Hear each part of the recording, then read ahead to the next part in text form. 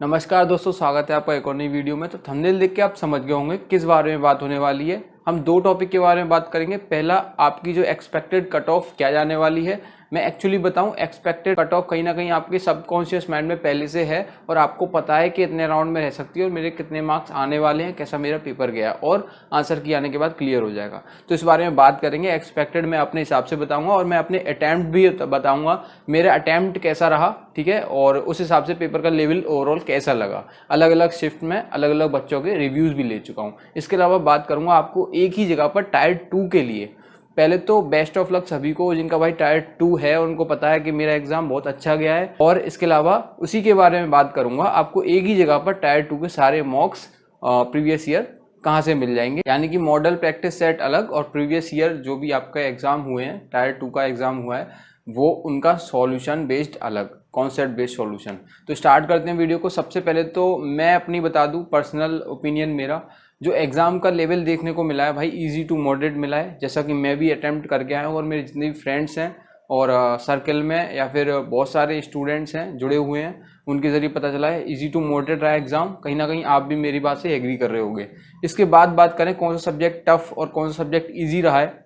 Math, reasoning और आपका English, तीनों ही बात करें तो तीनों ही भाई आपके कहीं ना कहीं इजी टू मॉडरेट जा रहे हैं। लेकिन आपका जीएस को हम बोल सकते हैं भाई मॉडरेट टू टफ जा रहा है, ऐसा है। अगर आपकी शिफ्ट में जीएस थोड़ी आसान ही हो सकती है तो हो सकता है आपको थोड़ी इजी लगे, लेकिन ज़्यादातर शिफ्ट में मॉडरेट टू टफ देखने को मिली है जीएस, क्योंकि उसमें स्टैटिक वाला पार्ट बहुत डाल दिया है। वरना अगर आपका जीएस आसान हो जाती तो कट ऑफ बहुत ऊपर चली जाती। बाकी मैथ की बात करें, मैथ भी मतलब आपके 3 से 4 क्वेश्चंस ऐसे हैं जो मतलब थोड़े से मॉडरेट जा रहे थे, मॉडरेट टू हाई मान सकते हो आप, ठीक है। उसके बाद इंग्लिश में आपके 2 क्वेश्चन, केवल 2 क्वेश्चन ऐसे हैं हर शिफ्ट में, 2 या 3 मैक्स टू मैक्स, तो वो क्वेश्चन परेशान कर रहे थे। इंग्लिश की बात करें तो भाई इंग्लिश आपने सभी ने देखा है। इंग्लिश में क्या है ना, जो वोकैब वाला पार्ट दे रहा है और पीक्यूआरएस दे रहा है। पीक्यूआरएस थोड़े से अच्छे हैं, इतने ज्यादा भी नहीं, क्योंकि जो ऑप्शंस अगर आपने अच्छे से देख लिए तो वहां से आप पकड़ सकते हो उन्हें। ऑप्शंस आप अलग अलग सेंटेंस से स्टार्ट होने वाले वो मिल जाएंगे।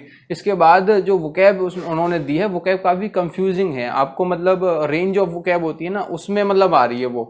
दोनों ही आपको ठीक लग रहे हैं और एक सही है उनमें, ऐसा कुछ सीन बनना था। हो सकते हो आप 3 से 4 क्वेश्चन ऐसे हैं जो मतलब मॉडरेट टू हाई जा रहे थे, तो उनके मतलब गलत होने के ज्यादा चांसेस रहते हैं। इंग्लिश में तो आपको सभी को पता है, जो हम एक्चुअल में करके आते हैं और आंसर की आती है तो वहां पे फ्लक्चुएट हो जाती हैं चीजें, जो हम सोचते हैं उससे। एक्चुअल में आपको एक नंबर बताने वाला हूं मैं, उससे पहले मैं आपको जो कंपाइलेशन आपको प्रीवियस ईयर का और मॉडल प्रैक्टिस सेट का टायर 2 के लिए वो कहाँ मिल जाएगा, तो वो आपको किरण पब्लिकेशन की ये वाली बुक आती है। मैं इसका लिंक नीचे आपको डिस्क्रिप्शन में दे दूंगा। ये मैंने मंगाई थी, आज ही मुझे यहाँ पर रिसीव्ड हुई है घर पर, ठीक है। तो टायर 2 के लिए ये बेस्ट है, ठीक है। अपनी अगर जैसे फॉर एग्जांपल मैंने क्यों मंगाई है, क्योंकि भाई अभी नहीं तो आगे जाके मेरे काम आने वाली है। सारे कॉन्सेप्ट बेस्ड सॉल्यूशन मिल जाएंगे इसमें, मॉडल प्रैक्टिस सेट मिल जाएंगे सारे, ठीक है। कितने दे रखे हैं मैं बता दे रहा हूँ आपको। देखो पहले तो मॉडल प्रैक्टिस सेट दे रखे हैं ये वाले, ये कितने दे रखे हैं आपके 6, 12, 13, 14, यहाँ पर ये 20 दे रखे हैं, ठीक है। इसके बाद जो सॉल्व पेपर्स हैं, जो आपकी शिफ्ट हुई थी मार्च में, जो शिफ्ट हुई थी 2 तारीख को, 3 तारीख को, 6 तारीख को, 7 तारीख को,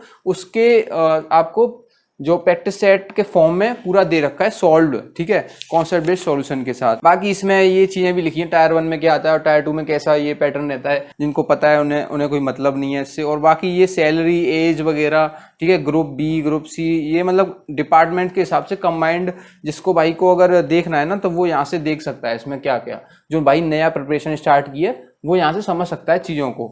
ये चीज़ें हैं, ठीक है। बाकी आपको सेम क्वेश्चंस आपको मिल जाएंगे जो एग्जाम में आए हुए थे, 4 शिफ्ट में हुआ था। बाकी मॉडल जो प्रैक्टिस सेट उन्होंने बना के दिए ना भाई, उसमें आपका जैसे बोलते हैं ना 19-20, तो यहाँ पर 20 है भाई।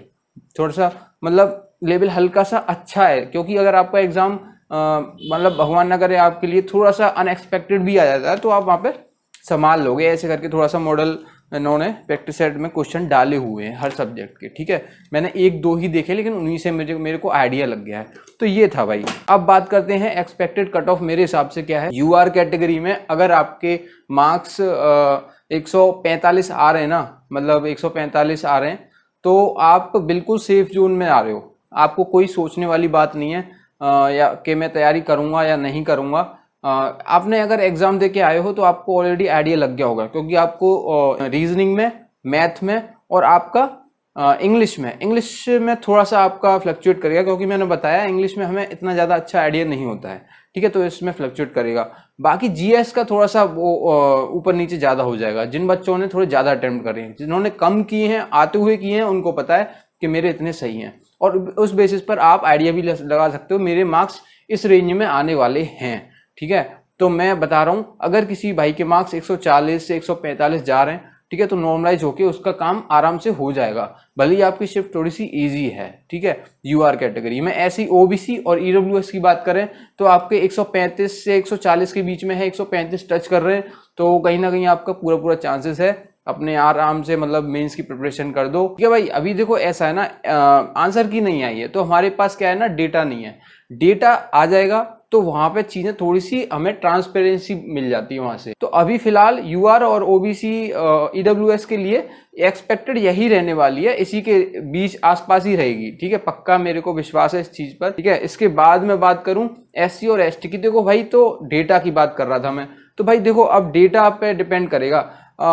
इनकी तो मैंने बता दी, लेकिन इनका बताना थोड़ा सा मुश्किल हो जाता है यहाँ पर। लेकिन अगर आपके 120 मार्क्स आ रहे हैं किसी भी कैटेगरी में, मतलब एससी या एसटी में, तो आपके चांसेस पूरे यहाँ पर बन जाते हैं, ठीक है। तो मेरे जो अटेम्प्ट रहे हैं, मैं अपने अटेम्प्ट बता दे रहा हूँ, मेरे अटेम्प्ट हैं टोटल 81 अटेम्प्ट किए हैं मैंने, ठीक है। मैंने जीएस में कम अटेम्प्ट रखा है, क्योंकि भाई जीएस में काफी कंफ्यूजिंग लग रहे थे मुझे क्वेश्चन, मैंने स्किप कर दिए थे, मैंने हाथ नहीं लगाया था उनको, मैं सोच के गया था ये चीज, ठीक है। वैसे सोच के नहीं जाना चाहिए, लेकिन मैं सोच के गया था, क्योंकि भाई जीएस मेरी सबसे बेकार मतलब वीक पॉइंट जीएस ही है, और तो मैंने 15 अटेम्प्ट किए थे, बाकी कुछ क्वेश्चंस मेरे से छूट गए हैं, ठीक है। इस वजह से ओवरऑल मैंने 81 अटेम्प्ट किए हैं, लेकिन मतलब एक्यूरेसी ठीक ठाक रहेगी वहां पर। तो देखते हैं क्या होता है क्या नहीं होता, ठीक है। मैंने स्टार्टिंग में आपसे बोला था, देखो भाई, आपके सबकॉन्शियस माइंड में वो चीज पहले से सेट है कि मैंने इतना अटेम्प्ट करके आया, मेरे इतने के अराउंड में नंबर आएंगे। अगर आपका सबकॉन्शियस माइंड कह रहा है कि हाँ भाई मेरी कट ऑफ क्लियर हो जाएगी, अगर आपने पहली बार पेपर दिया है तो हो सकता है आप आइडिया नहीं लगा पा रहे हो, लेकिन मैंने आपको जो बता दिया भाई वो देखो, आपको ज्यादा भी लग सकता है, कम भी लग सकता है, लेकिन भाई जो है वो है, ठीक है। क्योंकि आप समझ रहे हो कंपटीशन और ये सारी चीजें अपनी वो एक तरफ हैं, तो उनकी वजह से फर्क पड़ता है। बाकी आपके लिए वीडियो इन्फॉर्मेटिव रही हो तो इसे लाइक कर देना, चैनल को जरूर सब्सक्राइब कर देना आप नए हो तो। जय हिंद, अगली वीडियो में मिलता हूँ।